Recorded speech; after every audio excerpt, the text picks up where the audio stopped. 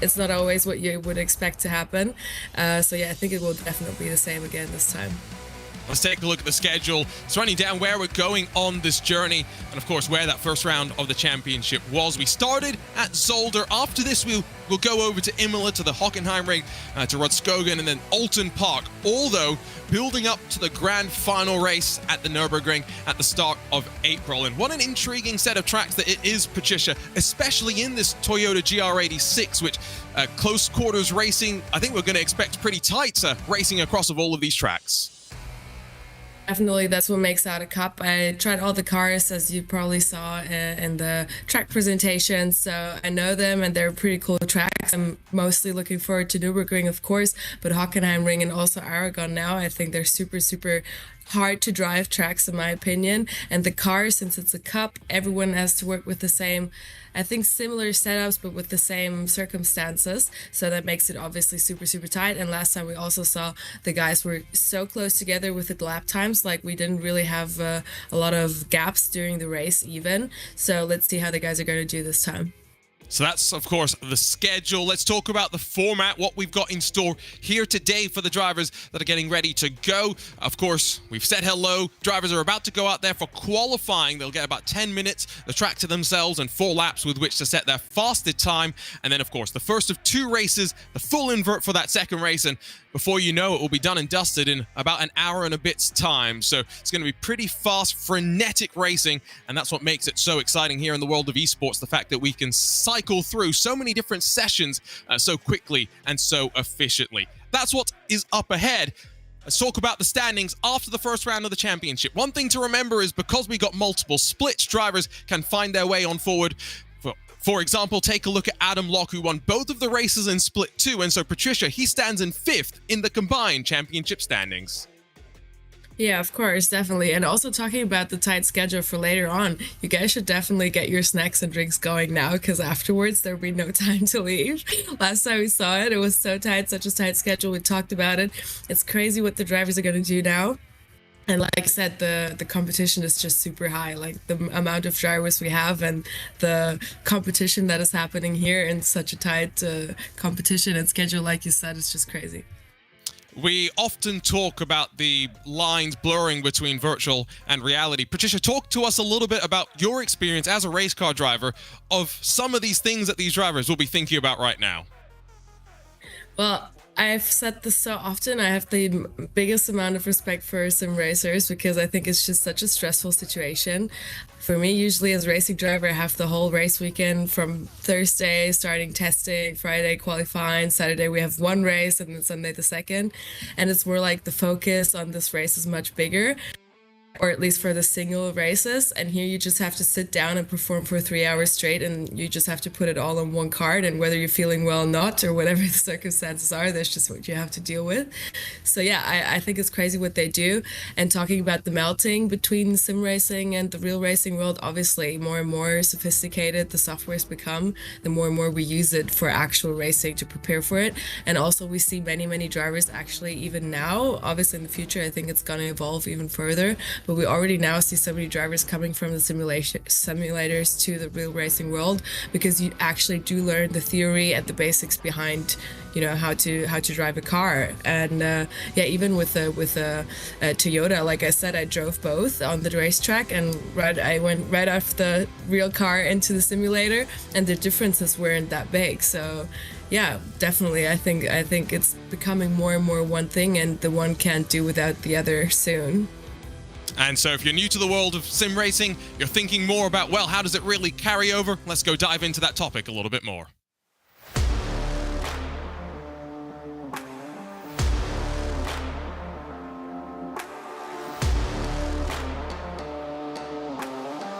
The Toyota GR86 was the car for me today. It's super responsive, so it was interesting for me because I didn't expect that from a street car. It's also very lightweight, so you had to manage the rear-wheel drive and the breakouts of the car. So it was quite similar to a sports car actually.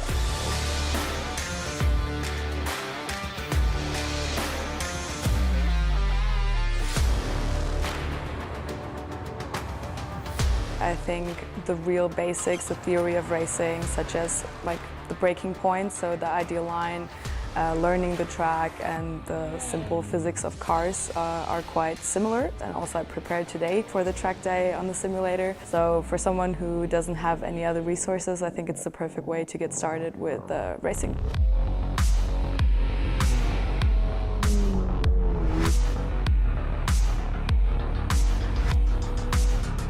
I think that the main characteristics of the car are actually quite similar from the simulation to the real car. It's both very agile and responsive, and the driving style I think is comparable. However, you do have the sequential gearbox in the simulation, which you don't have in real life. We had the manual gearbox. And also you have slick tires, which we didn't have, and a bit more body kit in the simulation, which makes you have a bit more downforce. However, I think both cars are fun and the drivers will enjoy it.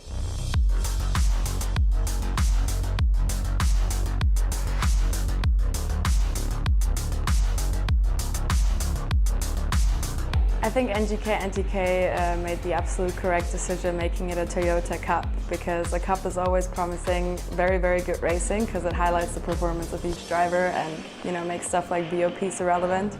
So yeah, I'm very much looking forward to it, and I think we'll see some intense and tight motorsports.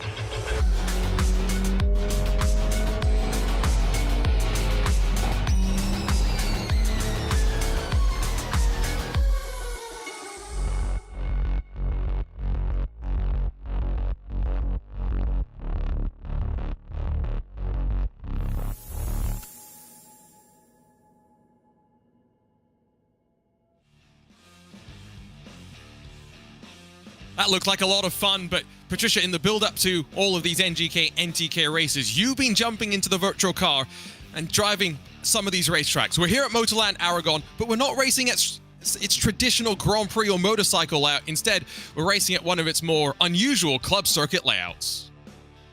I think it's a national layout it's called, no? Am I wrong? I think so, yes. Yeah, anyway, I tried it out, and I also did the track presentation. As mentioned, we're going to look at it later on. I think it's a quite interesting track. I had never seen it before, so also when I did the presentation, I was driving it for the first time. But it's quite hard to learn, in my opinion, because you have all these blind corners. So it's like a lot of sequences with many corners and tight corners coming, and you don't see them. So you do have to know the track, and I hope the guys prepared it very well, because I think else we will definitely see a lot of fights and overtaking happening. Else, obviously, it's a bit harder to overtake with a lot of tight and fast coming corners. But let's see what the case is going to be. And I think you mentioned it, that the choice of a Toyota Cup meant that it's full focus on the driver at a track like this. I think that's going to be especially on display, because realistically overtaking opportunities are going to come from mistakes. But like you said, you got to go and try this national layout out. Let's go and check what that lap was all about.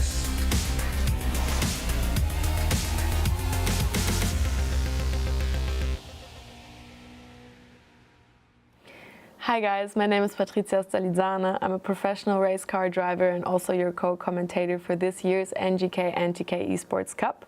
We are currently at Motorland Aragon on the national layout of the circuit, and I'll try to give you a quick guide around it. So, I am preparing for the lap from the last corner, going on to the straight. I think this track is actually quite hard to learn, because you don't really know what's coming after the next corner, because it's all like very, hidden. But I'll try to give you some highlights. So for the first corner, we will brake around 75 meters, shift down to second gear, cut a lot up to the bollard, and then full throttle at the exit. Carry speed through the next corner, and then very aggressive braking into this one, down to second gear, cut a lot again, and then try to carry speed through the next left-hander. If you carry the right speed, it will carry you outside anyway. And then for this right-left, again, cut a lot. Now we are on the green AstroTurf, preparing for the chicane. Very harsh braking down to first gear. Short shifting to second in between the corners and using the whole track at the exit. It's so fast, very hard to speak so quick. Anyway, we're on the straight preparing for the hairpin. We will be braking at shortly before 50 meters. Very harsh braking point, down to first gear. very slow mid-corner and then slam the throttle at the exit. Again, cut the green inside to the ball yard and then carry full speed onto the straight. So you guys, this was a lap around Aragon. Again, not my quickest lap, but I hope it was helpful and insightful for you guys. And I hope you enjoyed the race here.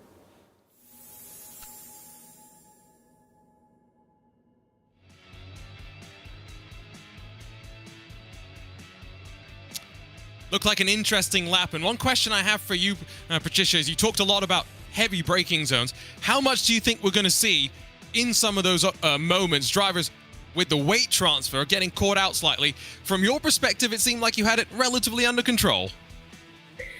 Well, yeah, I did, obviously, because I wasn't pushing to the extreme limit, but I think the guys will for sure today. And I think the two biggest difficulties for them will be, for one, the track limits, because you have to cut so much on this track. And obviously in a simulator, you cannot escape the eyes of the judge. So, yeah, I think track limits will be one big topic. And the second big topic, like you said, will be balancing the car. As I said in the video before, talking about how the car behaves, it's definitely a car that tends to break out.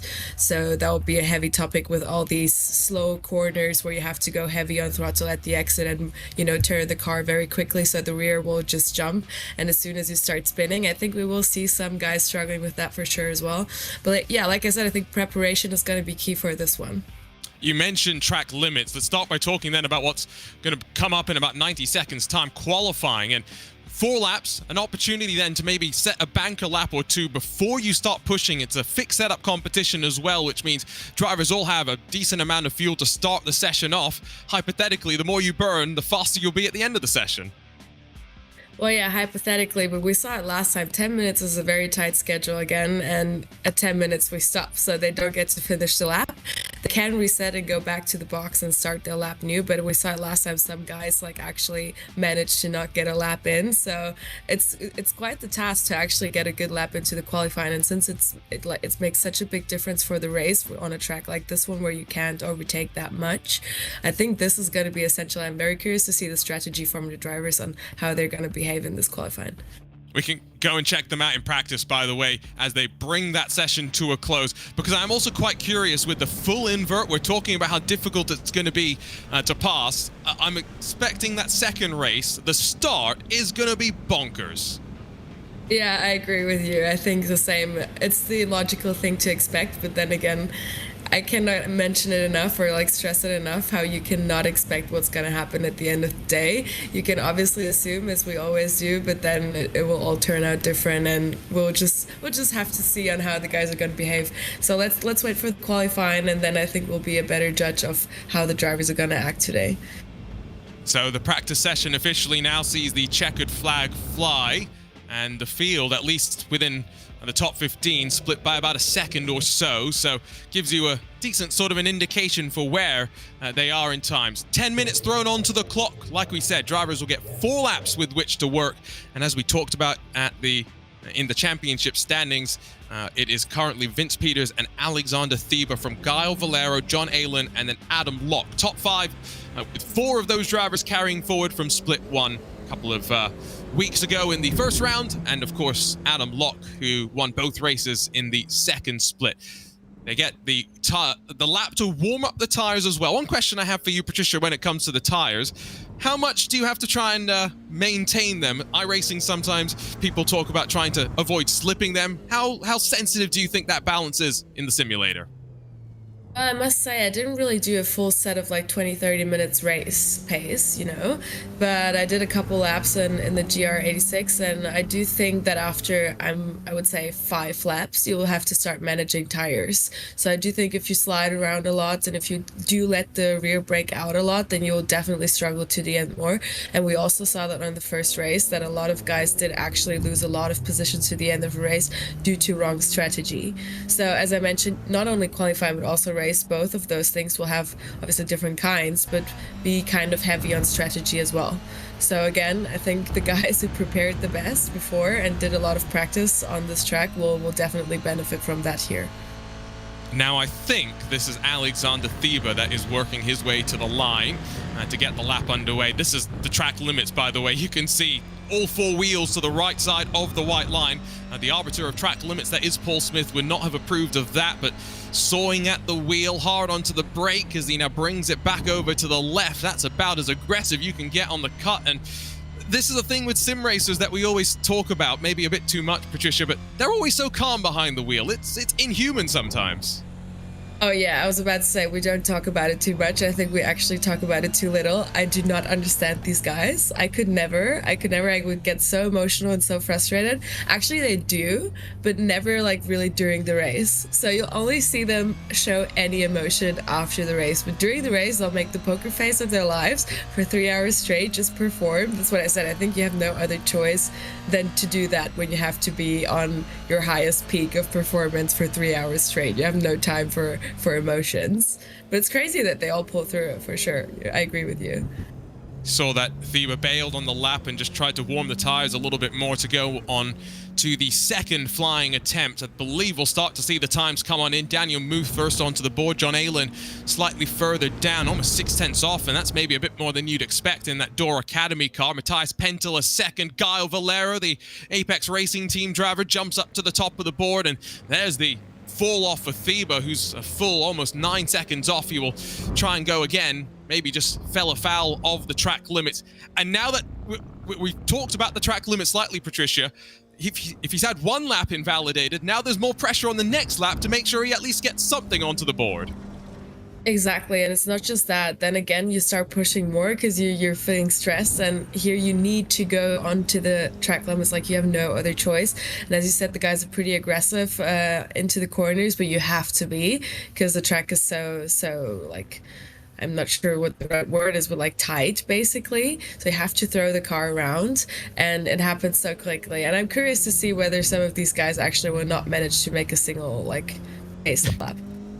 That looked like another driver just bailing a little bit at the hairpin, and so Michael Havladson is going to take his way towards the line. 6 minutes left on the clock, and again, once it strikes zero, that's it. The drivers immediately escorted off the track. Vince Peters jumps to the top. A couple more drivers up into the top 10, including Norbert Leitner, and currently 1 second splits the top 10 as they run right now. It's a margin that I think does show that maybe there are some drivers that have figured out more than others. Alexander Theba has jumped up to third, but what Sergei Maturana run to the line in the number 23 car as he finds himself with no improvement on that second attempt. And just look how much he cut up turn one there, Patricia.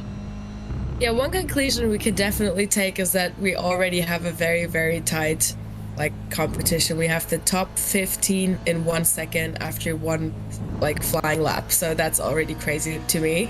I think again, like last time, we'll have the most insane races through and through because there will be no gaps, as it seems. We'll have to wait and see when they get to that second race. If you've had drivers like Guile Valero last time who qualified poorly, will they use the next 5 minutes in qualifying and think, wait, maybe it's better to sacrifice race one and try and get myself better starting spots in race number 2. You never want to give yourself that position, but sometimes you have to. Motorcycles would have gone off to the left earlier. We take the longer run off into the hairpin as Maturana stomps onto the brakes out of the hairpin. That was just within the bounds of the track. He's been bumped down to 12th as the 81 machine slides his way on forward, and it's almost in slow motion that now Maturana's going to run his way to the line compared to what some of the bigger cars may do in these sort of conditions. Almost identical in terms of times, though, finds the smallest improvement will stay in 12th position. Now, most of the drivers are on to their final lap. Patricia, that's where the pressure really builds in qualifying. Yeah, it's your one last chance to save a position for the first race. Obviously, as you mentioned, some might sacrifice the first race for the second, but I think that's never the strategy because you will go full send for the first one, and if all fails, then you will drop back on the last lap and then maybe start from pole for the second race. But nobody's gonna try and be in the back for the first race. Everyone's gonna go full send and try to make the best position for the start. It's definitely not what you want to do by any means. Here comes Daniel Muth in the Nürburgring Esports car. We've seen him in this Toyota GR86 in plenty of races before. He'll try and take the shortest distance to the line now on what will be his final attempt as best of 1:16.044. He comes to the line, finds about 0.2 of a second, and jumps his way forward to the outside of the front row alongside of Vince Peters, but still with the likes of Alexander Thieber trying to find some improvement. Guy Valero's done for the session. He won't improve from there. Nicholas Nolder, the next driver to come out of the hairpin and just try and get onto the power. Sometimes I don't know about these track limits, Patricia, whether they're going to be good or not, because I always thought the white line is what the track limits were. No, but that's exactly what I'm saying. You really need to study the track because the track limits are not always the same as you would expect them. And I've been so frustrated on a simulator because sometimes it would kick me out of the lap and I would be like, what the fuck? Like, I did it right. And you just have to get used to it. And that's what I said. Practice, practice, practice makes perfect. And obviously most of the guys seem to be doing okay-ish. I guess I think we'll find out later in the interviews if someone's frustrated with their track limits. And hopefully no one going to get dinged by that in the race itself. I think only at the front, Vince Peters left on what will be his final lap. Here's the 22 car to the back straightaway. Vince Peters is coming back towards the line, and so he's already on top with his 1:15.697.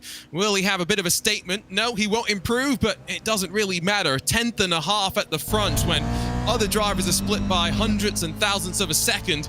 That's a bit of a statement from the number 19 to see where he'll be able to run. We've seen him, of course, run very quick on RaceSpot TV and a whole hand of competitions, including the Ivor Club Sport Series. Maturana, no improvement for him on what would have been his final attempt. And so that's your qualifying order locked and loaded on the left side of the screen. We now get about 90 seconds or so where drivers take final opportunities of practice here. I think Vince made his lap quite quickly in the qualifying, no? I think he performed from the start, and then he had the peace of mind to just go and try to do better. But I think he had the luck of being quick quite early. Yeah, and I think starting up front here is, like we've been talking about, a good omen. And so for a driver that leads the championship points, has a 32-point buffer as well, we'll be very, very happy with how it sits. So here's one, Ji Lin in the number 30 machine, who's on with 6th lap of the session. So as we're mentioning, just grabbing those final chances for practice, as is Maturana at the very opposite end of the track. Track conditions are warm. I was taking a look at that. It's 48 degrees Celsius track temperature. Patricia, how warm do you think that would compare to traditionally in Spain? I'm not sure, actually. I've been racing in Portimao, but only a kart, so I can actually sadly not tell you how it is at a race car in either Portugal or Spain, but I assume it can get hot there as well, especially in the race car. So luckily the sim racers don't have to sit in the hot box in the sauna of the race car.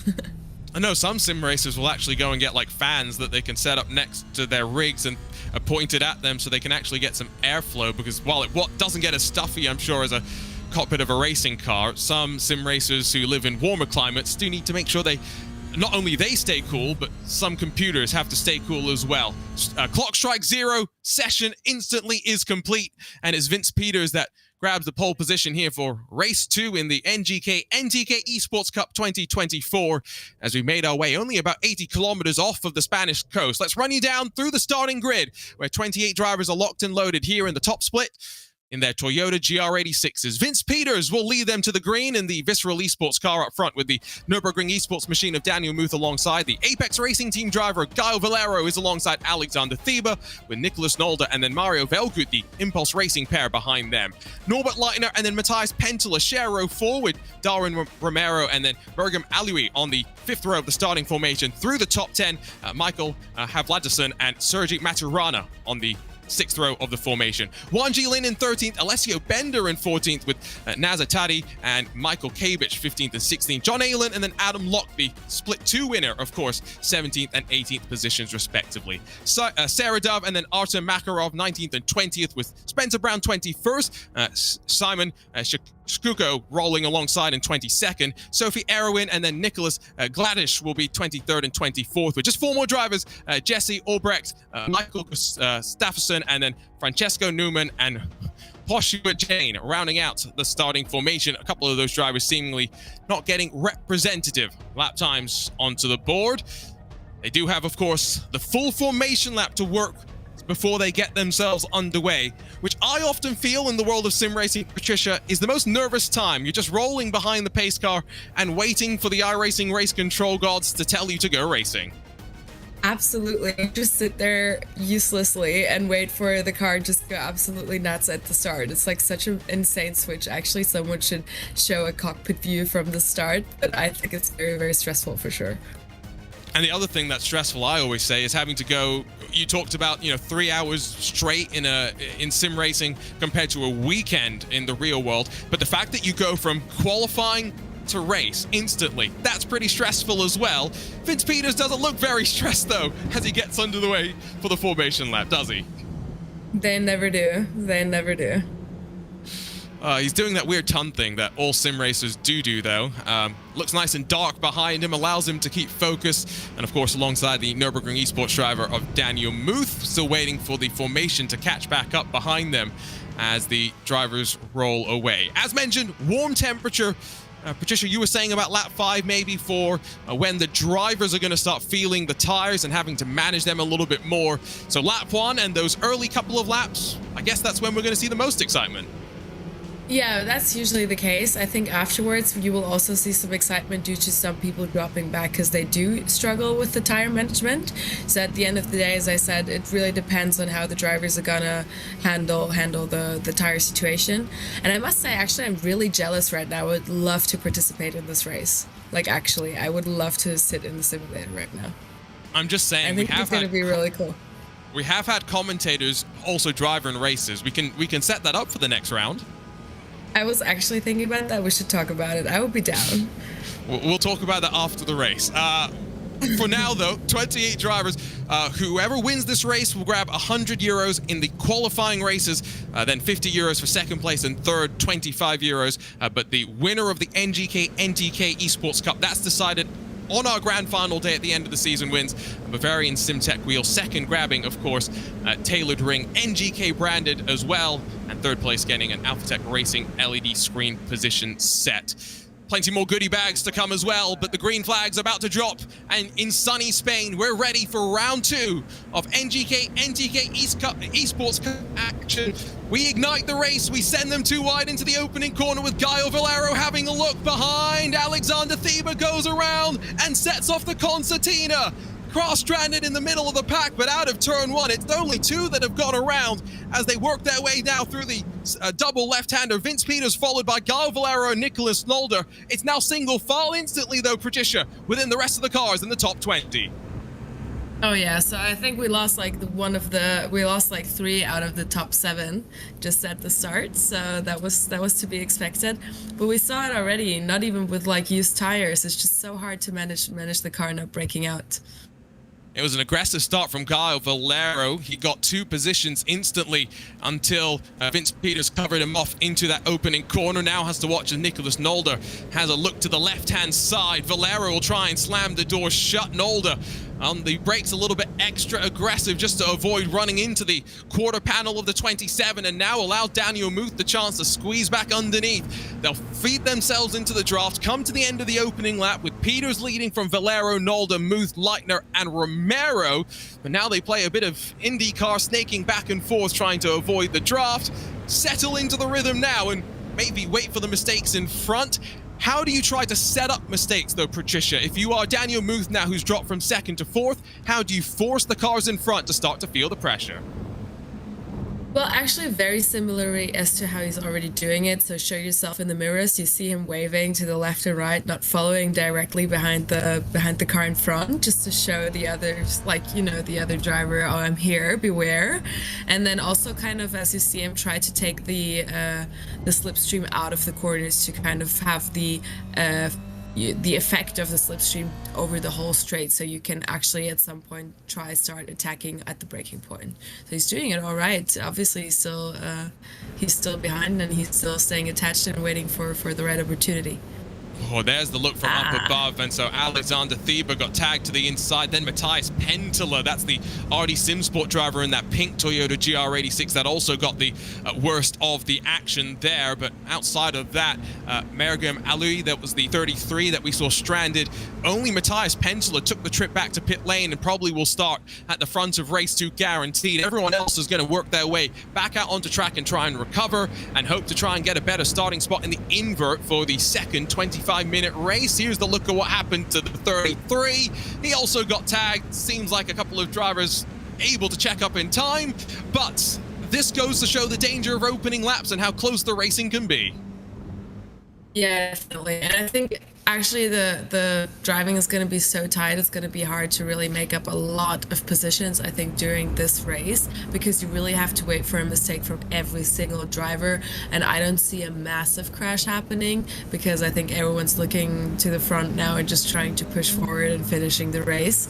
And obviously from the back, drivers like Aliu, I'm very curious to see how far to the front he can come. Given that we have this draft pack that is seemingly starting to build, although that might have been a slowdown penalty. Oh, for Daniel Muth, that's going to be frustrating for him for sure. Tucks in behind the number 81 machine, in front of the 21 as well. So 7th spot for the orange car, but it shows those track limits aren't just about avoiding the eyes of race control in qualifying. If you go beyond them in the race, iRacing will tell you to slow down a fixed amount, and Muth goes from 4th to 7th as Gaio Valero takes a look up the inside into the opening corner. Here comes the Apex Racing Team drivers, not gonna lean on Vince Peters, gives him plenty of room, and now the Impulse Racing car of Nicholas Nolde hangs back just a little bit. Valero back into line. There's a reason why these drivers aren't pushing the issue too much right now, Patricia. They recognize that if they fight side by side too much, they'll allow those at the back to start to close up and put the pressure on. Definitely very nice racing, very fair and very smart, as you said, because not only do the drivers in the back also catch up, but also you use up your tires even more, and you don't want to risk a crash that early into the race. Whether you're P1 or P2, you want to leave that fight to the end of the race. Now, these drivers won't be thinking about the reverse grid, but given that we are starting to see, you can see at the back of the shot, a split between 10th and 11th position, how many drivers will be thinking about that 3 wide at the front? Nolde sent it on Valero, who sent it on Peters in return. It will be side by side on corner exit. Valero takes the lead as the Impulse Racing number 18 car slips back into 2nd spot. Heads up driving there from Peters to tuck back into line and say, you know what, not worth crashing. But it turns out you can pass, Patricia. It just takes some confidence. That was very, very amazing, but also impressive from Peters to see how aware he is of the situation in the back of him, that he didn't turn into the corner and just let them pass completely. And even now is fighting back immediately. I think we can look onto that guy further. Yeah, here's the look on board with Peters, who is, I've got to say, not looking very calm anymore. There is a bit more stress starting to build in there. Even may have made his bed behind us, by the way, so congratulations, Vince.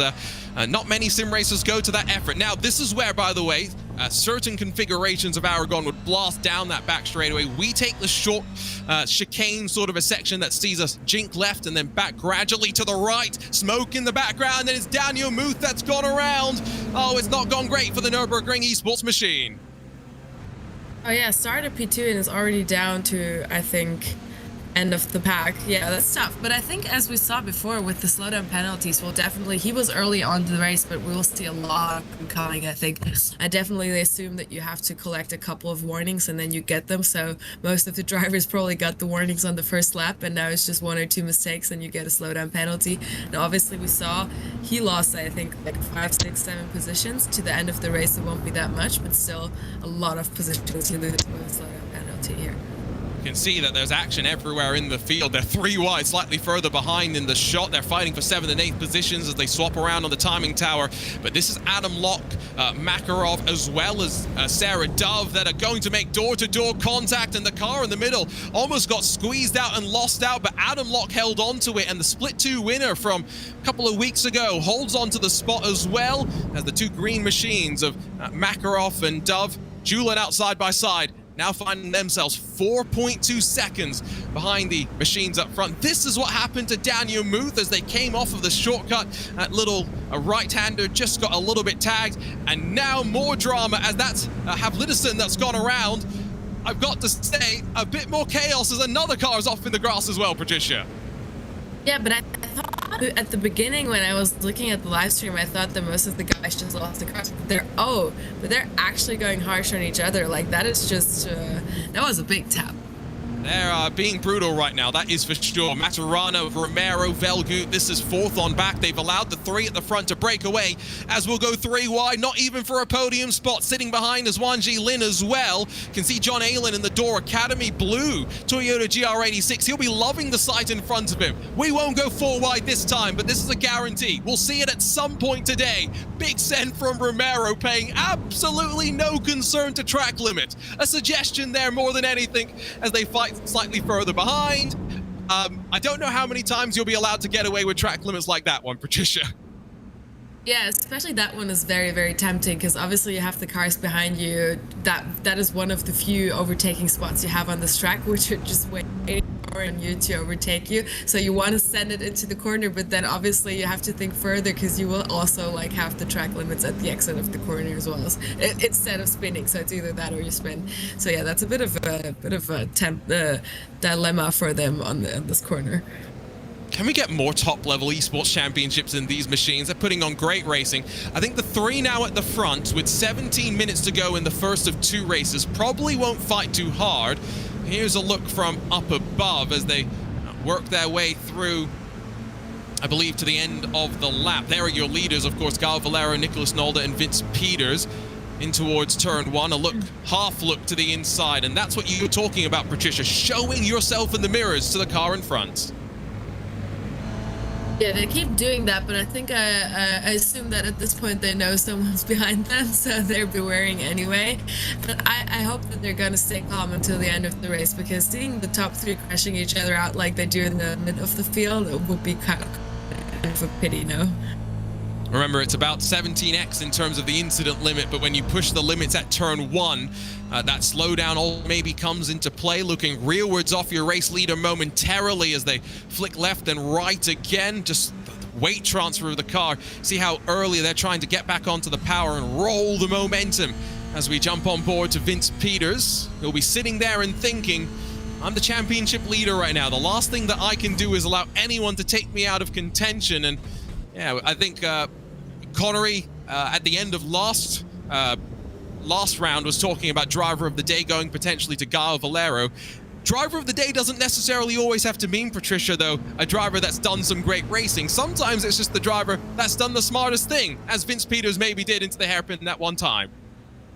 Absolutely. That's what I was saying before. I think Vince Peters definitely did the absolutely right thing, because it's better to be P3 and maybe, you know, collect points in both races than fall out in this race and then even struggle to, or be in the front in the second race, whatever. But falling out is never better than losing one or two positions. So he did the absolutely right thing. So these drivers fight the front now, recognize that they'll have to fight from the back in the next race. Matthias Penteler, as mentioned, the only driver that sits in pit lane, seemingly having retired. Even Alexander Thieba's still trying to do something. He's down in 21st as it runs right now. Might have some traffic at the front as well to contend with. That's a Poshua Jane that they're going to close on in the 511. So see if that is going to be a bit of a factor. The draft is such that I don't think Guy Valero is going to be able to break away, but this is the largest margin that he's had, as, oh, it's really not been easy for Haflidison. He's had another half little spin. Yeah, we talked about this before. Now on the fresh tires, they can go aggressive and push the throttle and, you know, push the car and other drivers. But I give them 2 more laps until we see them starting to spin a little bit more. But I really have to tell you guys, for those who don't have a simulator at home, regardless of you should definitely get one. But then also, you cannot imagine how hard it is to keep that car on track when the tires are gone, because it's so slippery and it's so hard to manage the breakouts. And definitely, as we said, you have a given setup, so you don't really have the opportunity to give you a lot more force feedback. So you have to work with what you got, and it's really, really hard to keep this car on the track, and it's getting harder by the lap. And from your experience, both in the sim and in the real world, as they go side by side for 12th and 13th position, the Geeks Energy Sim Racing 32 back behind the 45 for now. How smooth do you want to be with this car? Because it's a momentum-based car, of course, you're trying to be on power as much as possible, but how much can you saw at the wheel versus how much are you trying just to stay out of trouble?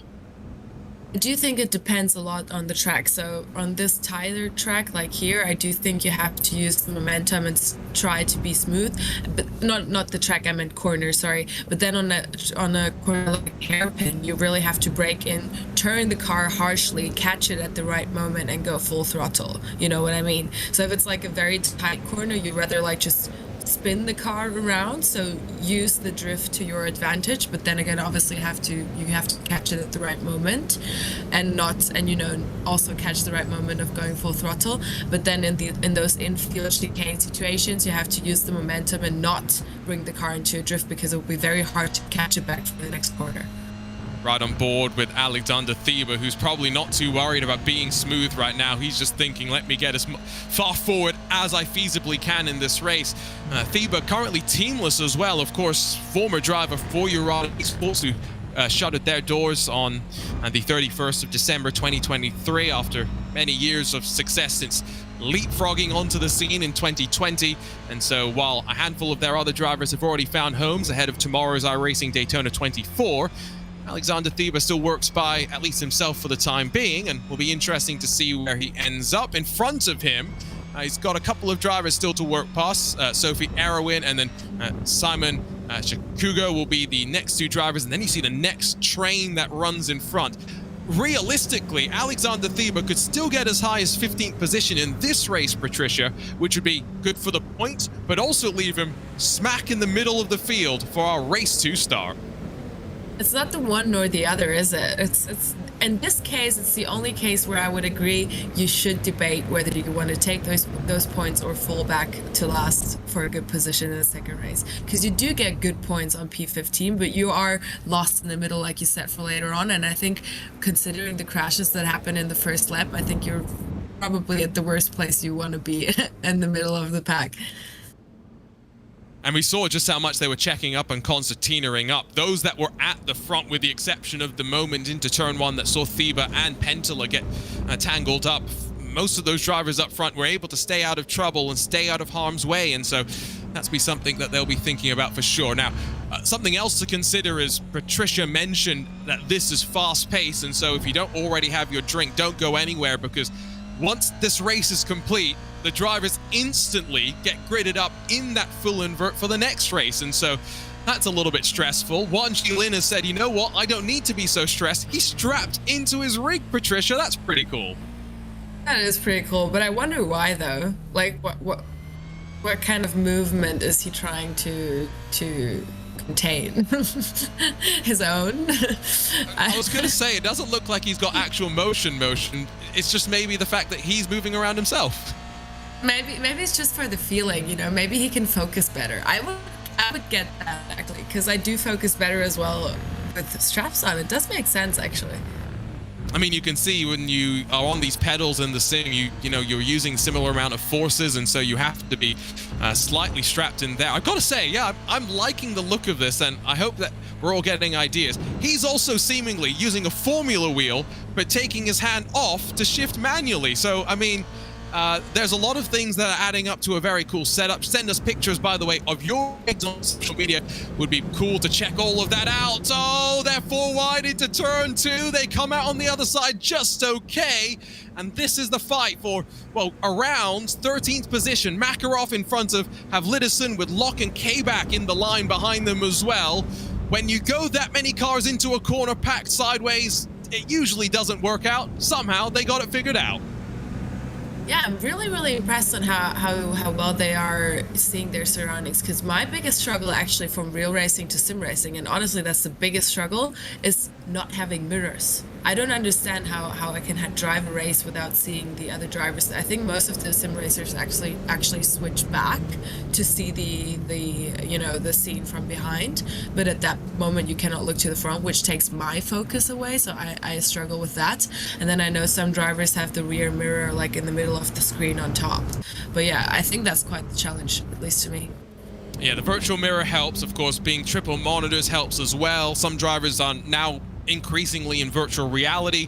But I think one thing that a lot of these people sometimes forget in VR is, I can tell you that I think Michael Havlidison has hit the incident limit and been disqualified. So that's one driver that will drop to the very back of the field. But the one thing that I found when I went and did a race, Patricia, was that when you have the Hans device on, you're strapped into your seat, you don't actually get that much of an opportunity to turn your head either way.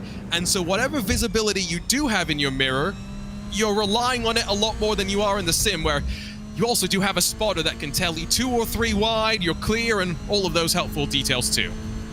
That is true for sure, but I think you have a whole different feeling of your surroundings in a real race car, because I don't know, I feel like you're more conscious of what's happening around you. You have the sound that does have an effect, and then also I don't know, you see the mirrors at least constantly, whether you see a lot in them, but you see them constantly. And in this simulator, you have to switch back and forth. And in that time, a lot of things can happen, you know. You don't know, was I 3/10 slower than the driver behind and he's already at my back, or is he still at the same pace he was, 2 corners ago? So that's sometimes surprising, because you look in the rear mirror in the simulator, it's like, oh, he's already here, fuck. What am I gonna do now?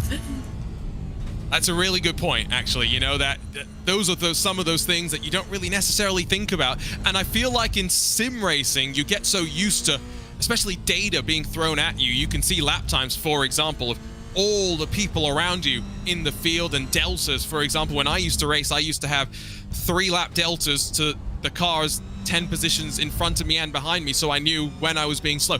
There's so much that you get used to having, and maybe that's why they're so calm behind the wheels of these virtual race cars. Now, if you're up at the front of the field, though, we've got, 6 minutes left to go. Continue to ride on board with John Aylen.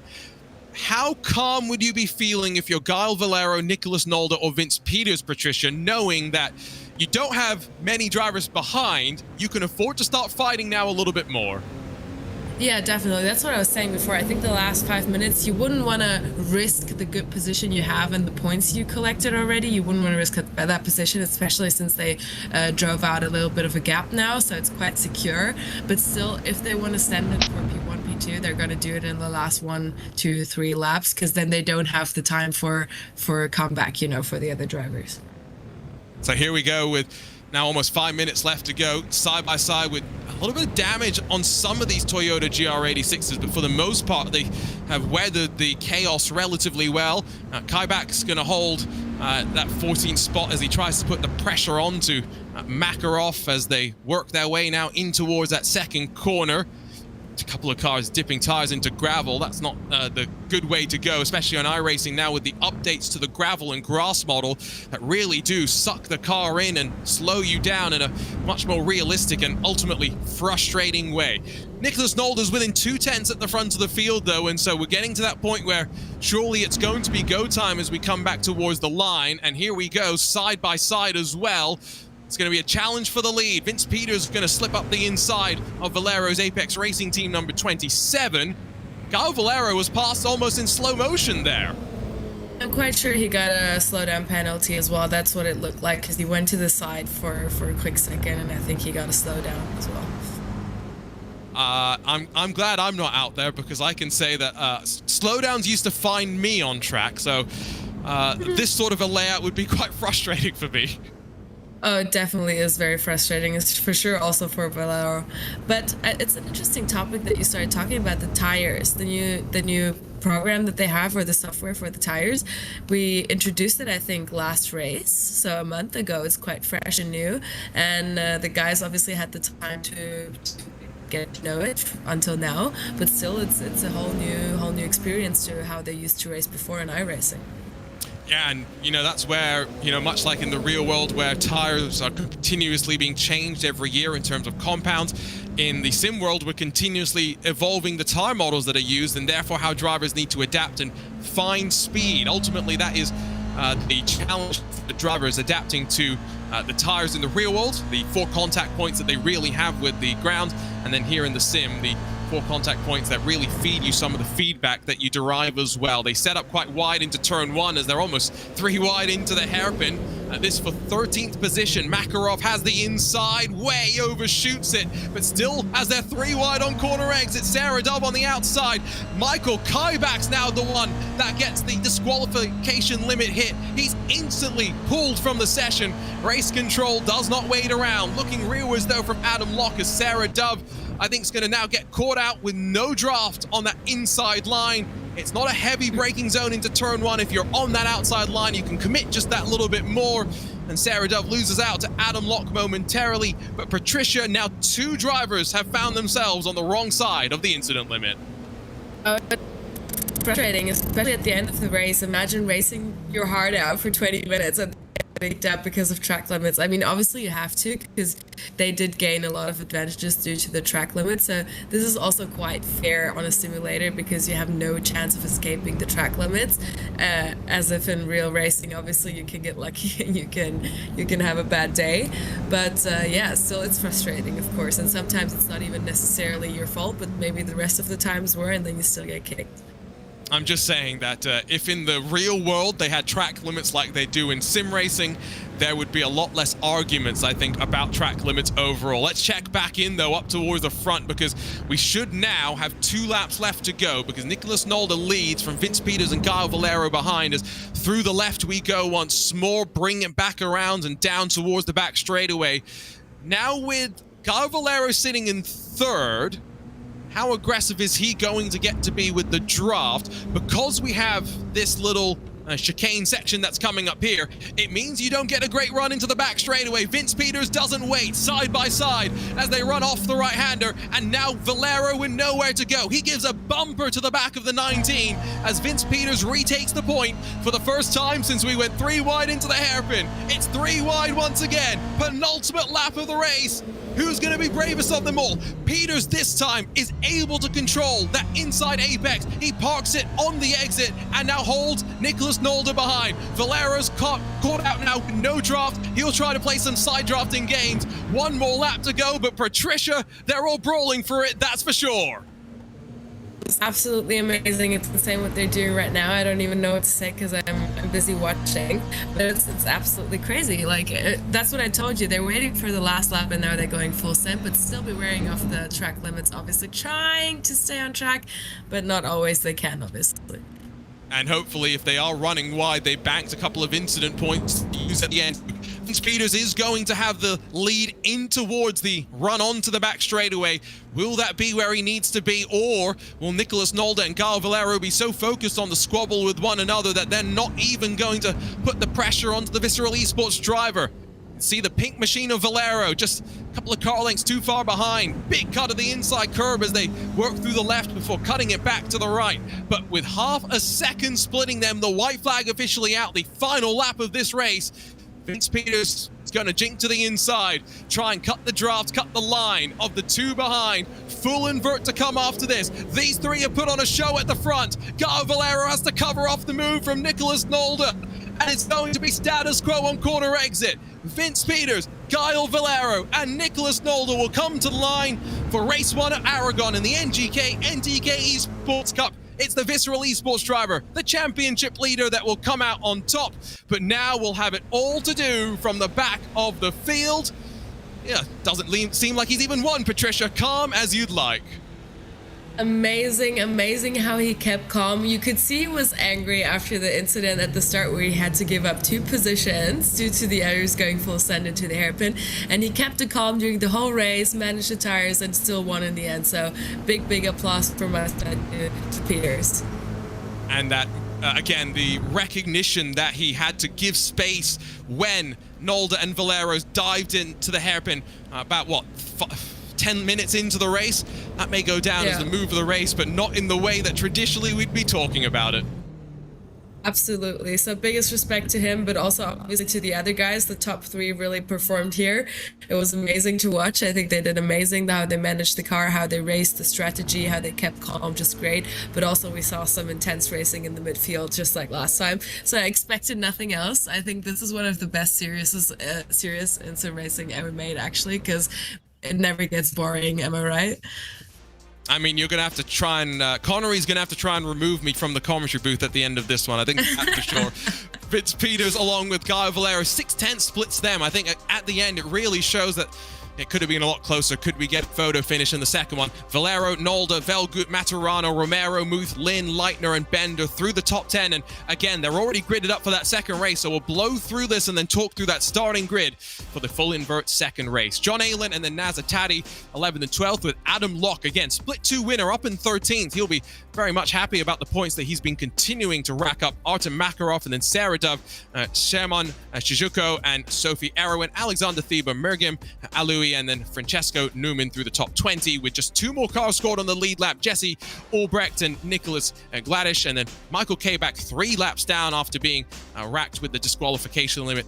Poshua Jane 24th, Michael Hafliderson, Michael Gustafsson, and then Spencer Brown, Matthias Pentela at the very back of that. And of course, well, that's how they finish. Flip it around, that's how they start. Pentela, Brown, front row with Gustafsson and Hafliderson on the second row, and then Jane and Kabak 5th and 6th positions respectively.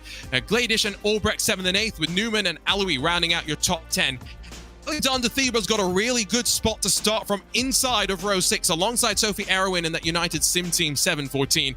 Shiman Shizuko and then Sarah Dove along with Artem Makarov and Adam Locke, Nazatati and John Aylen through the top 18, and bookending the top 20 it's Alessio Bender and Norbert Leitner. These were some of the drivers really in the brawls in the first race. Wanji Lin, that 5-star motorsports entry alongside Daniel Muth, who will be hoping that things go a little bit more according to the plan. Darwin Romero, Sergi Maturana, 23rd and 24th, with Mario Velgut, and then the podium sitters, those that ran away at the front, Nicholas Nolde, Gal Valero, and Vince Peters through the 28 cars that roll once again. They've already dispatched of half of that formation lap, and this is where, Patricia, you were saying, it's frantic, it's frenetic for these drivers. They don't get a chance to rest. This is just crazy to me. This is just absolutely crazy to me. They overperformed for 25 minutes, didn't even catch a breath, and are back to starting from P last and even having to send it, I think, probably even more than before. So I'm very, very curious about her amazing top 3 starting literally last right now, and just I'm like, the first lap's gonna be crazy. I'm holding myself to my seat right now. I can tell you that Vince Peters jumped into the series Discord and said after that first race, awesome race, now it's time to die in the reverse grid. So that tells you, Patricia, where he's thinking right now. I'm not sure. I think that's maybe just a scheme, you know. He's trying to let the others know, oh yeah, I'm so scared, I'm so worried, and then he's just gonna come through. Choo-choo train. Well, here we go. Choo-choo. Green flag back out for race 2 of the NGK NTK Esports Cup. Who will pass or who will throw down the gauntlet that you shall not pass? Into turn 1. Matthias Pentel in the RD Simsport machine is going to try and fly away. We're almost 4 wide behind as we filter off of turn 1. Almost 5 wide for a moment, I'm pretty sure. Alexander Thieber somewhere in that madness in his green machine, on board with that number 2. Out of the second of the left-handers as he has a look to the inside of Jesse Albrecht. Pentel is now 1.5 seconds clear. He has gone, he has flown away. Spencer Brown, gangbusters up the inside of Avlidison and Michael Kaibak. This is crazy behind Pentela, who is being gifted, Patricia, a chance to build his lead. Not even 1 lap complete. Yeah, that's exactly what I'm saying. So I think this lap we need to focus on what's going to happen, because there's going to be so many sends. Looking back from Hafliderson, he sees Kaibak around the outside. That's not the place to be, and Mergim Alui in the 33 is going to be able to hold on to 4th position. Alexander Thieber's now up into 6th and already 5 seconds off of your race leader. Somewhere in this pack, Daniel Muth, maybe Nicholas Nolder, they're somewhere, but now the chaos, oh goodness, at least 6 cars with definite contact. That's Guy Valero, I'm pretty sure. It's exiting stage right in the Apex Racing Team car and trying to rejoin the track. Nicholas Nolder involved in that one as well, I'm pretty sure. Vince Peters, the one that was able to scramble through. Francesco Newman is 4 wide as we head up in towards turn 3. I mean, come on, we knew it was going to be crazy. It's synchronized spinning right now. Absolutely insane. I don't even know what to say. What a pity for Valera and Nolder, because they just got caught up in it, I think. I'm not sure if they were really involved in the crash. They just ran into it. Oh, that was a nice tap right in the front. It's still going on. Francesco Newman just got the slightest of bumper-to-bumper contact, as now more movement as Vince Peters gives a big move, and that's a confident move. Oh, Nicholas Gladys just chops the nose off through the second part of the chicane as well. Well, it's been a crazy start, and settle in, because now drivers who have been able to stay out of trouble, trying to remain on track, have Flitterson almost rejoins into the path of Michael Kaibach. Well, they tell you to rejoin safely. The benefit you have in iRacing is the F3 relative box. That's not much use there when you spear your way back onto the tarmac, but fortunately, all these drivers survive as the lights flash, and maybe some mental warfare being played as well. How obvious was it? That's literally what I just said with the choo-choo train. We're in lap 3 now, and we have Vince Peters in the top 10. So he started absolutely dead last, so that's the choo-choo train I was talking about. Let's see how far he's gonna come in the next 2 more laps. He's already 13 seconds off of the leader. I mean, it's not actually that far off the realm of possibility that if Matthias Penteler does lose some time, that, well, at least Alexander Thieber may be able to close. He's on the inside now of the Geeks Energy sim racing machine, gets past Michael Kaibach, and you could see was allowed to take the apex for the second part of the corner, which gives him now the chance, I think, to try and get through on Michael Flitterson, maybe not on Spencer Brown or Miriam Alawai. The problem is these drivers fighting. It's great to watch, but now almost 4 seconds off of the RD Simsport driver that leads. Thieber the long way around, and oh, look how confident he is under the brakes that he can send it as well. Spencer Brown going to lose out, but now have Flitterson going to feed the draft to Alexander Thieber as the German works back towards the line. And once again, he looks pretty calm given how much he's having to dice through the field, Patricia. Absolutely, that was a great overtake on the outside. I think staying calm is key right now. And he's doing it well. He just made 2 positions, and he's quite quick. So yeah, he definitely has the potential to go further onto the podium. He is on the podium now. And he can go even further, but I think Peters doesn't necessarily have the opportunity for P1, but up to P2, it's not 13 seconds, it's just 9, and that's quite realistic over 20 minutes of race time that we have left. Especially if they're going to fight like this. You have Michael Kaibach alongside Spencer Brown is down the hill. Brown on the inside should have the advantage, especially because inside now for the next braking zone that comes up very, very quickly. Kaibach went deep, ran himself just a little bit too deep, though all things considered, and found himself with no choice but to tuck back into the line. So we've already burned through about 5 minutes of this race. It feels like we packed in an awful lot of racing. Still in a bit of deja vu chaos about what happened at the end of that opening lap with the amount of crashing that we did have, but it does seem as though Nicholas Nolder, Norbert Leitner, Nazatadi, Joshua Payne, and Sergi Maturana are done for the day, sitting in pit lane, DNF'd.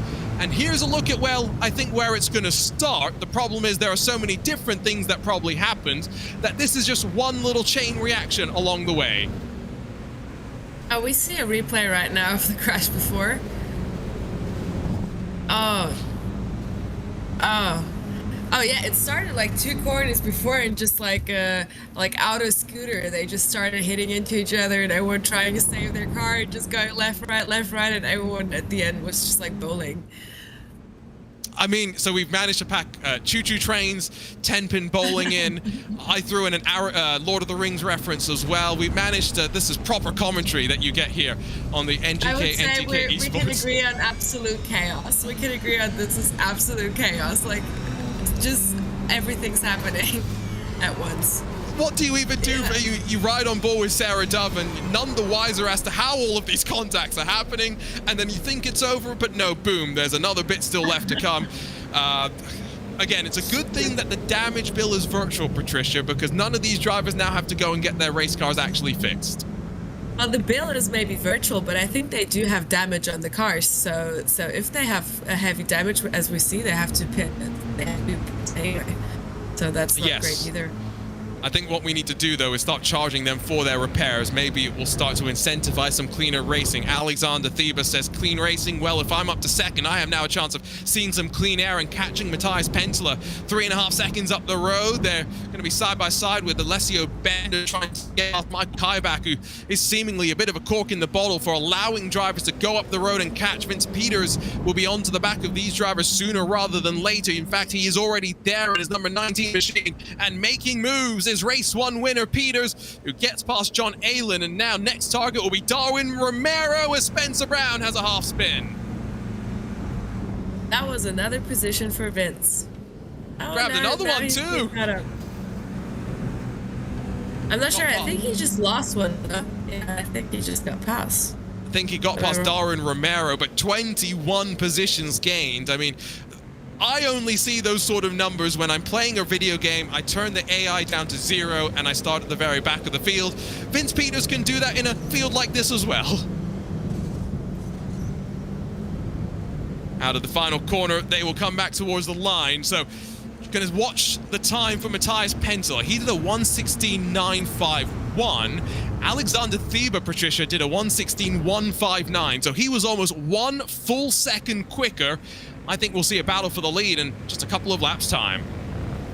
Oh, yeah, you're right. That's true. He's 2.8 seconds off to pole position to our leader, and it's 17 minutes to go with that pace. It's definitely possible. I agree with you.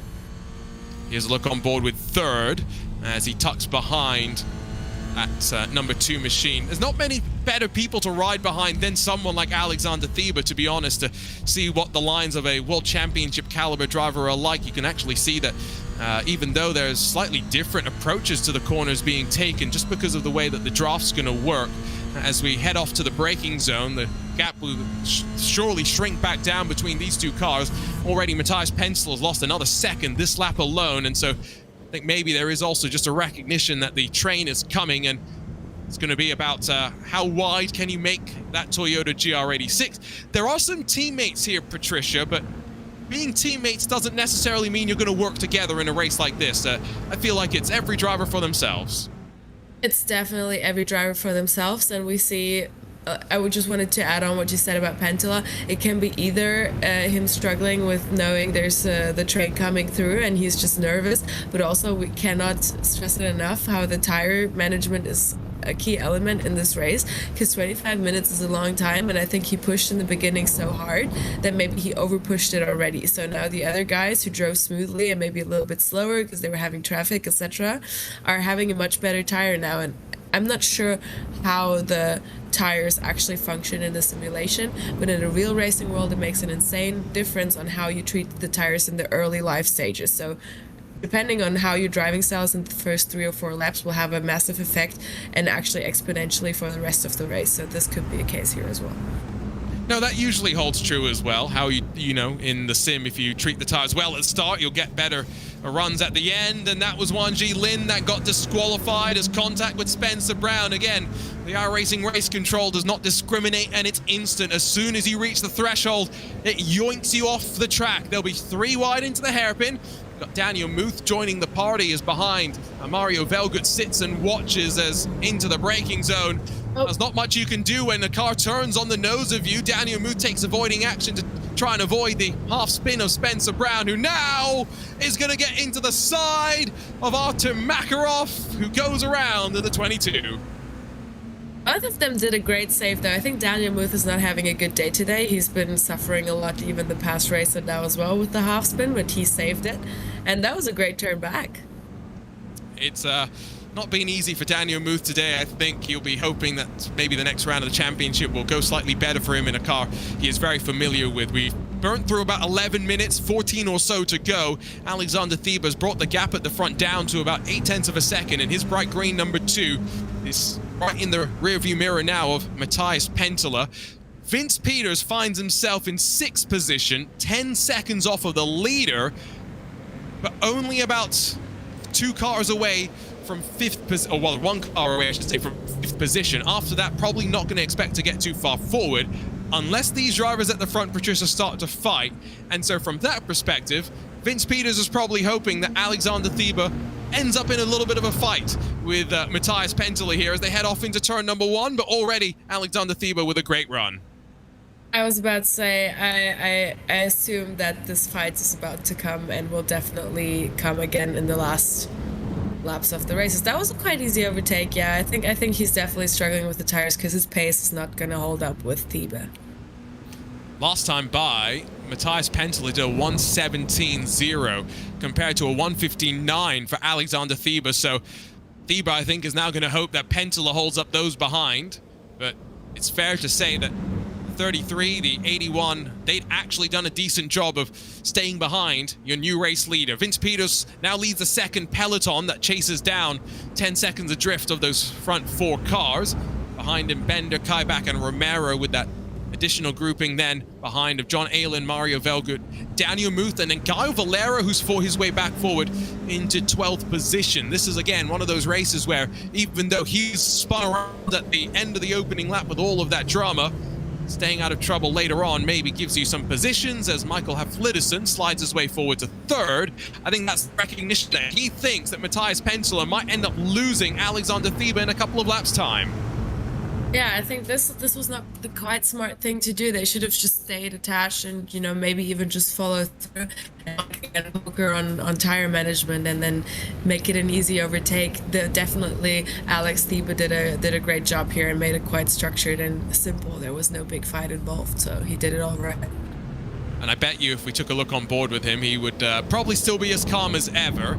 And hopefully we'll get a bit more of a reaction and some emotion from him come the checkered flag in 12 minutes time. So probably means about 10 laps or so, given the lap times that we do tend to run, as the 2 orange machines of Hafliderson and Alaoui are the 2 that are actually losing ground. Penteler, after the couple of 1:17s, still sits in the draft of your race leader, but going to have to stay as close as possible.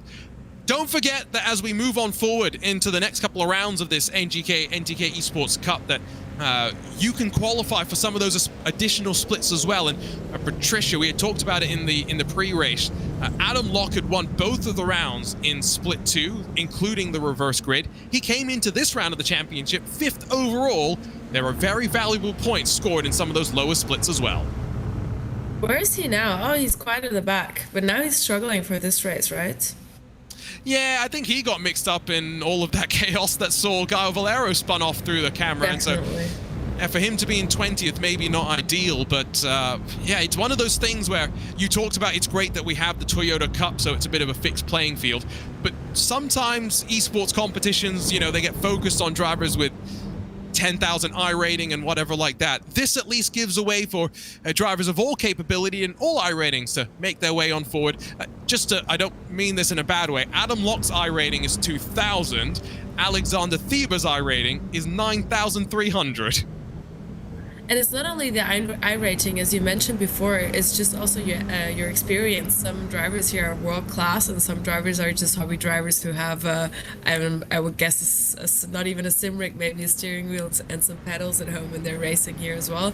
And it's really just, that's, like I said, not only the fun of the cup, but also the structure of how NGK NTK decided to make this is really, really cool. And that's why we're having so much fun watching it, because it just stays interesting.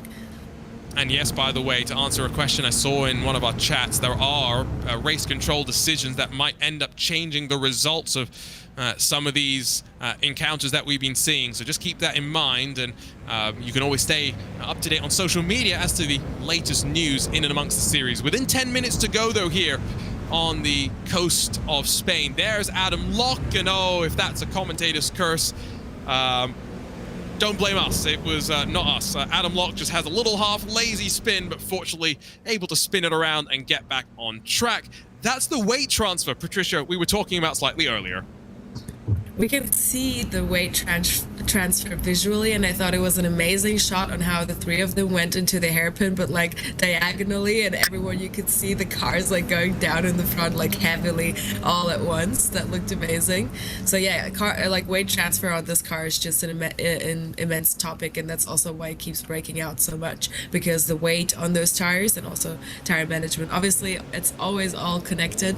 Tire management, the weight transfer, the breaking out of the car, it's all connected. it. So that's why you really have to get a feeling for this specific car. It's quite unique actually to drive.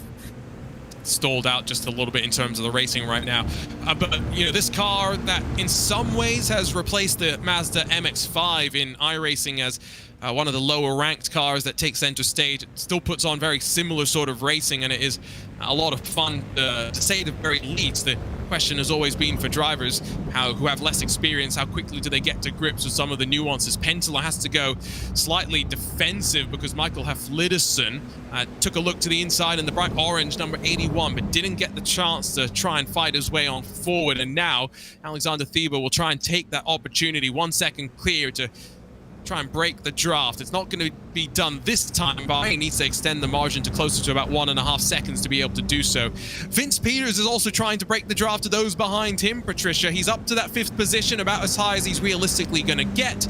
And now with Alessio Bender, Darwin Romero, a couple of other drivers sitting in behind, all he's trying to do is be consistent lap after lap after lap. I think I can start talking about who the driver of the day is going to be. So everyone watching, please make your votes. Because I think Peters is definitely quite far in the front, even if it's not a second win, but his performance has been just so stable. So we're having a Formula One situation. Are we going for the stable driver, or are we going for the most highlighted driver? Spencer Brown, I think, has been the next driver to unfortunately hit the disqualification limit. You can make an argument for sure for Vince Peters. Alexander Thieber's recovery in this race has been quite good as well, so maybe you give him a bit of a shout out. I don't know. There's so many different ways that I often look at driver of the day. The only good thing is that because these are short races, the only driver that we never have to consider is the safety car driver. We never really have to see him. Because you laugh, Patricia, I've done sim races before where the driver of the day on social media was voted as the pace car driver. Oh, wow. I've never seen that before. You'll have to send me some YouTube links on that. I need to see that. No, we don't want to relive those races. Less cautions equals more better. It's traditionally the way that racing goes. Pentela 1.1 seconds behind, and now as we jump on board with Hafliderson, not a look of concern necessarily, but I think for the first time, as we head into these closing stages, Hafliderson will recognize that he's not battling for the win necessarily if Thieber's able to hold this gap. Patricia, he's just trying to get up to second. He's trying very hard, but like I said, he has 6 minutes to go. Give him the last 3 laps. Give him the last 3 laps. I think those will be the most important ones. He's just trying to hold on, but the overtaking will happen in the end, because risking it now is not the smart move. Someone suggests, by the way, in the iRacing Esports Network that Gaio Valero is their pick for driver of the day. Do let us know who you think has been the most impressive. This is more, again, just a ceremonial thing, not anything official, but we can chat about it on the broadcast. Sarah Dove is on the inside as she tries to get alongside Nicholas Gladish. Not going to be able to do so. And behind, Adam Locke in that bright red machine will slip into the draft, and with 5 minutes to go, try to fight on forward. These drivers find themselves effectively just in a squabble for 13th spot, as maybe a mistake there. Hafliderson has dropped behind the 33 car into 4th position there.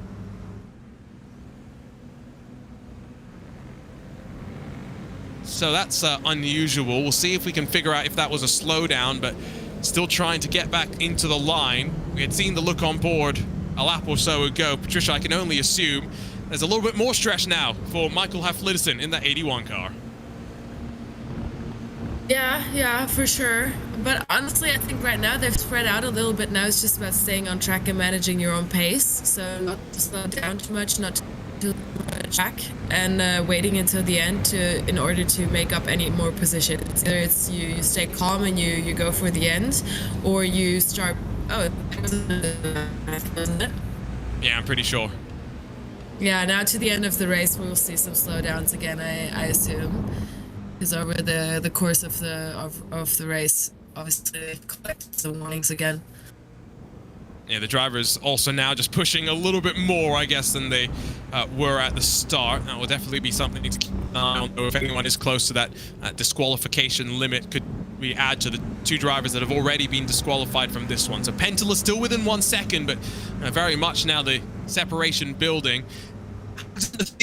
able to break away in the same way like Vince Peters has been able to do. Vince Peters is now 3 seconds clear of those hunting him down. He looks to solidify himself at the front of the championship lead, heading to the conclusion of this race. Haflidason deep under the brakes, barely makes the corner, and now with the number 33 of Murga Malui trying to now get back alongside, and in the draft, side drafting in towards turn number 1. These two drivers separated from those up front. It's 2 cars fighting for first and second, 2 cars fighting for third and fourth, Patricia. Yeah, it's quite tight, but again, I'm not sure. I think he's just making him nervous. Oh, he makes that one. No, I didn't think so. Still side by side for the time he did being. That one. He went all the way around. That was interesting how he managed to do that. Was able to hold on to the position, and so that's where maybe if you have some of those incident points in the bank, you can start to use them. On board once again with Michael Haflidason, who's, you can see in front, the gap up to those top 2, Patricia. There's no catching them now. Oh, there's no catching them now, that's true. Or maybe, who knows, one of them gets kicked out of the race on the last lap due to track limits. Who knows? Or they start fighting in the last 2 laps. I'm definitely not counting that one out yet. Are you trying to commentators curse these drivers?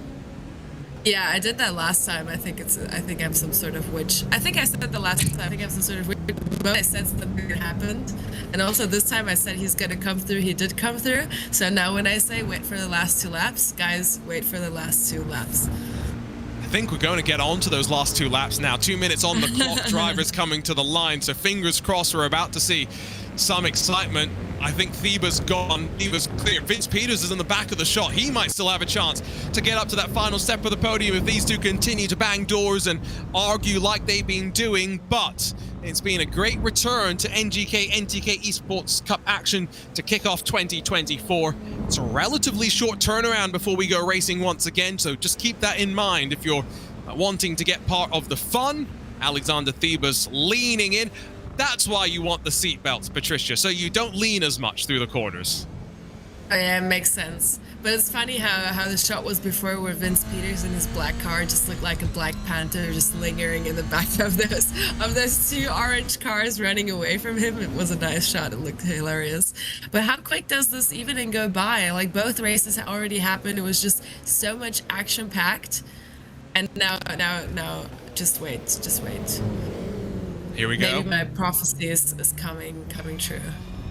Well, it does seem as though Mario Velgut's hit the disqualification limit, so there's another one that bites the dust. Michael Haflidason, though, best that he's going to focus on will be third as we come to the line to see the white flag, blinking plenty, but now with the draft jinking off to the left-hand side, Murga Malui is going to force the long way around for Haflidason, who, if he does have an off-track to burn, can not only pinch the 33 into the corner entry, but sweep the momentum the long way around. Bravery may be required, but Haflidason is there. Car alongside, but now on the wrong side of the track, up towards number 3.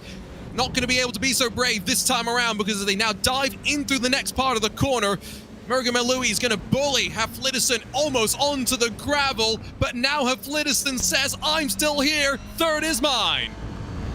Yeah, there we go. That was some nice tandem driving, but he did manage to overtake, but just wait for the comeback. Oh, there was almost contact there with a big look, and the look there is going to mean there's no chance of the draft back up in towards the hairpin for the final time. Leading up front, though, Alexander Theba must have thought after race 1 that surely it could not have been more difficult, and well, he was right. Already with one hand off the wheel, he'll celebrate as winner of race 2 here at Motorland Aragon in the NGK NTK Esports Cup for 2024. Ignites the track and, as calm as you'd like, celebrates the victory. Amazing drive from Theba, and also you see Pentola is quite happy now. We see those emotions finally coming up after 1.5 hours of very intense racing. Guys can finally just enjoy of being done and having done it. You say enjoy, but I think for some of these drivers, they will now maybe spend the next 30 minutes scrolling through the replay and looking through all the different incidents that they were tangled up in. Here come some of the trailing cars to the line. Sarah Dove trying to close down Artem Makarov with Simon Shakugo in front of them, 12th, 13th and 14th positions behind Gaio Valero, who worked his way back forward to 11th at the conclusion of this race. Again, do let us know who your driver of the day will be. Gaio Valero maybe has a claim to that given the performance in race 1, the recovery in race 2 after the opening lap shenanigans for him. But Patricia, as we wait for the cars to come to the line, who do you think your pick for driver of the day would be? Well, I think I'm going to go with the calm one, the one who stood steady, the one who collected probably the most points today, the one who's done great in the first race. So honestly, I know he's had experience than some of the other drivers, but my word goes to Vince Peters. He did an amazing job and he stayed cool, and obviously it all sorted itself out for him. And so I believe that is all the drivers now officially across the line. We can take a look at the results. And so Alexander Thieber enters 2024 without a team, but surely his phone will be lighting up given the performance that we've seen consistent for him once again at the front. Artie Simsport and Matthias Penteler second, and showing that the reverse grid puts you in a great position if race 1 doesn't necessarily go your way. Michael Haflidison third, with Merga Malui fourth in the distinct GG entry. Vince Peters, Darwin Romero, Alessio Bender, and Michael Kaibach, Daniel Muth, and John Aylen round out the top 10. Gaio Valero fought back forward to 11th in front of Simon Shakugo, with Artem Makarov, Sarah Dove, and Sophie Aragon through the top 15. Adam Locke close behind, of course, double victory for him in split 2, but some solid points accumulated in this top split. Francesco Newman, then Mario Velgut, the first car scored, as 1 lap down after he ran into the disqualification limit. Sergi Maturana and then Nicholas Gladish complete the top 20, and then Jesse Albrecht, Spencer Brown, Wanji Lin, Joshua Jane, Norbert Leitner, Nicholas Nolder, and Naz Atadi round out the 27 cars in this top split of competition. Great to look through, of course, 2 fascinating races. We can take a bit of a breath now, Patricia, and then go and talk to some of the drivers. It's pretty frenetic up here in the commentary booth as well, isn't it? Oh yeah, it is. It's always so hard for me to talk while I'm myself very focused on watching the race, because it's always so intense. So much is happening. That's why the time flies by so quickly. It's insane. But yeah, I think most importantly, I hope that the spectators are also having a great time, because to me, I think that's the best Friday night you can have. Just sit down and watch like the most intense racing of the whole week probably, or anything else happening. But yeah, having the best time here. I hope you are as well. Let's see if we can drag in a couple of those drivers. I think we have Vince Peters standing by, and I think we should probably talk to him first, especially because, Vince, we don't quite understand how you had the wherewithal to recognize that 2 cars were going to fire it up the inside of you in that first race, and to come out of that corner with all 3 cars not showing a scratch. Talk us through what was a very tense first race of the evening. We don't have a copy on you, Vince, right now. Let's see if you can click some buttons, get that mic working. Oh, yeah. That's got it working. Now we've got you. Yeah, Gael was very aggressive from the start. So I just sat back and saved some tires because I saw we could create a gap to P4. So I think that was the smartest thing to do. And at the end, it was just being in the right position at the right time. They had a good run on me, but I could squeeze Gael, I think. And then I had a good outside of T1, and from that point, I basically grabbed the win. So a good victory in the first race. You start at the back of the second race. You somehow stay out of most of the madness on the opening lap, and you somehow finish up in 5th. You must be pretty chuffed with how this round has gone overall. Yeah, I think points-wise, it's quite good. The second race was just madness all over, and we lost so much time with all the 4 whites, basically the whole first lap. And that's why I just was too far from the top 3, so maybe next time. Well, congratulations, Vince. I have a question for him as well. Go ahead, Patricia. My question to you is, do you have any strategies for your race? Like, did you plan on anything beforehand? Or did you just go into the race like, I'm going to do my best, I'm going to stay calm and drive quickly? Or did you think beforehand of how you're going to structure it? I was just hoping for pole or at least the top 3 in qualifying. And yeah, that worked out. But I knew for the long run, for the 25 minutes, the track temp was 50 degrees, I think. So if you just push too much, and I think Gael did, yeah, he just burned his tires. And by the end, I think Nicholas and I had the advantage that way. But still, he's a really good. He's doing best for a reason. So it's not easy to overtake him, let's say. Hey, I think you showed that you're capable of that level as well. Vince, congratulations on the great results, and hopefully we'll see you next round. Cheers, bye. Cheers. We'll jump from Vince Peters over to Michael Hafliderson, because we're very curious to get his thoughts on that second race in particular, some of those side-by-side moments. See if we can drag Michael in now and have a quick chat with him. Michael, talk to us about your evening here tonight. Seemed like quite fun for you, although quite tense towards the end. Yeah, first of all, I want to say a big sorry to Norbert for the first race. I was behind him and I totally missed my braking marker, so that's my bad completely. But yeah, second race, starting from the front, I knew from the first race I had the pace to be in the top 5 easily, so I was hoping for top 3, which I got in the end, and it was really fun. I really enjoyed the combo. Talk to us about tire management, because we were just talking with Vince, and he was saying that he thinks he had saved a little bit of tires. You were battling at the end side by side. How much grip did he really have to be pushing at that stage? I never felt that the tires really dropped off that dramatically. I always felt like I had them in some sort of window. I felt like they could overheat, and then I had to cool down for maybe 1 lap, but then it was fine again. So for me, it wasn't that bad, and I think that's why I had such strong pace compared to what I had in the first round at Zolder. And now that we've, of course, started a new year, there's been a couple of weeks off. You talk about the slight change in pace. It's not far away from us going for the next round of the championship. Do you feel confident in your speed in this Toyota GR86? Yeah, I mean, the GR86 is one of my favorite cars on iRacing. It's so slow, and you just have to wheel it like crazy to be fast in it. I really enjoy the car, and yeah, hopefully I can have some pace in the last few rounds. It would be amazing, because I really enjoy this. Well, Michael, congratulations on a great drive today. Looking forward to seeing you hopefully again for the next round of this NGK NTK Esports Cup. Thank you very much. And so I think that is going to wrap up our post-race interviews. Don't think anyone else is standing by. And so, Patricia, we can look forward to the next round of the championship, because I've really enjoyed my time here, and I'm looking forward to maybe watching on with Connery Maddock back alongside yourself for all of the action. Yeah, I'm looking forward to Connor as well again, but I did have a great time with you as well. I'm actually quite surprised about the tire situation. He said he had quite a good window on the tires, even though we heard from Vince that the tire management was quite tough. So I think, like I said, I think driving style and practice made such a big difference, because some struggling way more than others. But it's also great to hear that the GR86 was one of his favorite cars, because it is very technical, and that's good to hear. Anyway, are we already at the end of it? I think so. We can talk about what's next. We can take a look at the schedule, and of course just remind everyone that we're going to Imola, and it's only in a couple of weeks, the 2nd of February. You'll be here before you know it, and then we're going to Hockenheim, to Rudskogen, to Oulton Park, about 2 weeks between each of our next rounds. And my 2 favorite tracks are coming up. I love Imola. It's so great. Lots of different kinds of corners, very technical as well. So that will be a super interesting race as well. And then obviously Hockenheimring, my home track, and then Nürburgring, the finale. We're not going to talk about that yet, because don't get me excited.